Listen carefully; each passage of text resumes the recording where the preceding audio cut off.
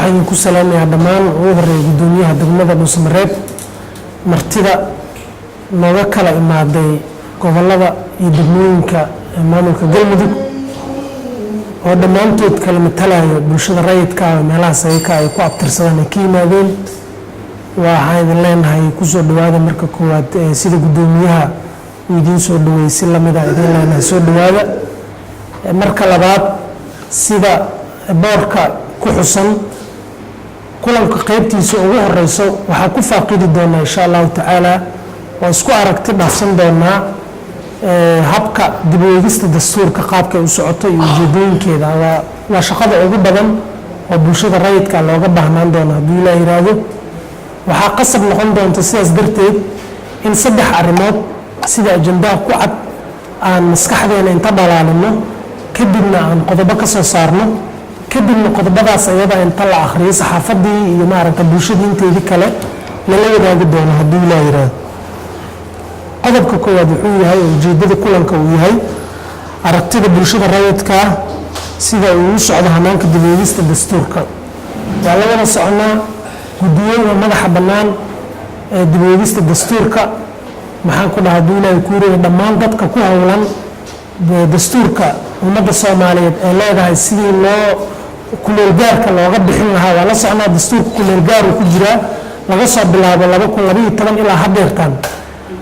waxaa markuu dagaal dowladda ugu jirtaa in kuleel gaarnimadaas inta laga saaro ilaa afti qaran inta loo qaado dastuurkii mid rasmi ah uu noqdo haddii la yiraahdo sidaas darteed waxaa laga maarmaana bulshada rayidka ah in doorkeeda iyo fikirkeeda la sheego la shaaciyo bulshaduna la wadaago cid kasta ay qusaysan ay ogaato waxa kale muhiim ah iyadana in bulshada rayidka maadaama ay u qareynayso bulshadii qaybaheedii kala duwanaa in codkoodii la maqlo macnaha doorka ay ku leeyihiin uu noqon mid cad waa qodobka koowaad qodobka labaad wuxuu noqon doonaa sidii ku cad warqadaha idin horyaalo kaalin intee leedahay bulshada rayidka ku leedahay geedi socodka dib u eegista dastuurka Soomaaliyeed caqabadaha haysta ka qaybgalka hanaanka muxuu noqon karaa waa dareemi karnaa xaaladaha waddanka hadda uu ku sugan yahay muddo dastuurka iyo dib u eegistiisu ay soo jiitanaysay ilaa la yiraahdo waa dastuurka adduunka ugu qaalisan lacagii ku baxay fankii galay oo maaragtay la rabo in looga saaro dib u eegista iyo hareentiisii lacagta gashay marka la fiiriyo dadka khubarada ah waxay dhahaan waa dastuurka ugu qaalisan adduunka weliba ma dhamaystirna waxaa laga maarmaana marka caqabadaha hortaagan ka aragti bulsho rayid ahaan maxay noqon karaan ayagana maskaxdeena inaan shiilno ayna fikra ka soo saarno bulshadeennana aan la wadaagno qodobka saddexaad ee u dambeeya wuxuu noqon doonaa haddii la yiraahdo habka ugu habboon oo loo dhaqaajin karo baraseeska ama dib u eegista dastuurka kumeelgaarka dowladda federaalka ee leedahay dastuur marka laga hadlaayo bulshada iska leh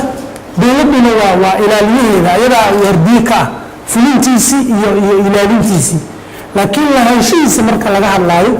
bulshada qof kastoo Soomaaliya ama qof kastoo waddankaas ku abtirsado xaq ayuu ku leeyahay dastuurka inuu codkiisa ku darsado fikirkiisa ku darsado aragtidiisa ku darsado wax allaale wuxuu isleeyahay munaasab u yihiin uu taageero wax allaale waxa munaasab ahayn uu arkaa inuu yiraahdo munaasab maaha ugu dambeyn waxa lagu kala bixi doonaa si isla dastuurkeena ku qoran afti qaran oo maaragtay bulshada oo dhan ama Soomaalida oo dhan ilaa idinkiisa inta ugu badan ay ka qayb qaadan doonto sidaas darteed insha Allah taala waxaan rajaynaynaa kulankeena nasaga qaybtiisa koowaad inay ka soo baxaan fikiro wax ku ool ah waxa kale oo inaan xusub mudan maamul goboleedyada inta badan in aan laga soo qabto kulankan mid la mid ah oo maaragtay haddii la ku reeyay aysan ahayn markii u horeysay in Galmudug laga qabanayo waxaa laga qabtay koonfur galbeed maamul goboleed koonfur galbeed waxaa laga qabtay maxaan ku dhahaa haddii la ku reeyahay Hirshabeelle waxaan rabaa marka sidaas si la mid ah inaan uga mahadceliyo bulshada hay'adda facaweyn ee bulshada rayidka ku bartanay koonfurta Soomaaliya ee loo yaqaan Sooshalsa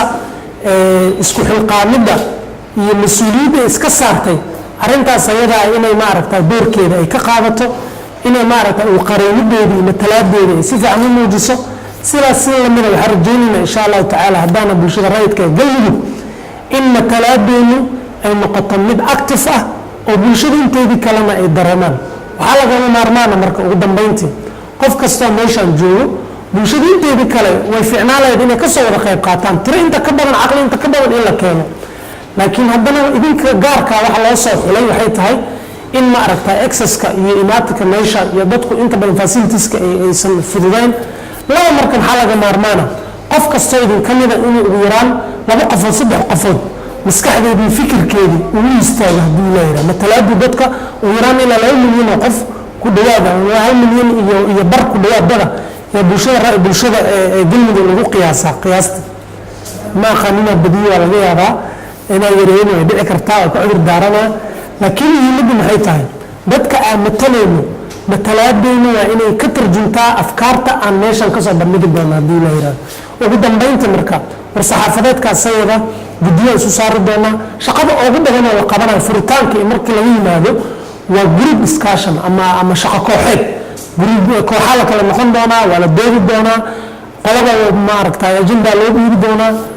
maskaxshiil adag markaas wixii ka soo baxo insha allahu tacaala waxaa la wadaagi doonaa saxaafadda inteedii kale maaragtaa cid kastoo danaynayso waa mahadsantihiin mar kale soo dhawaada wasalaamu calaykum waraxmat ullaahi wabarakaatu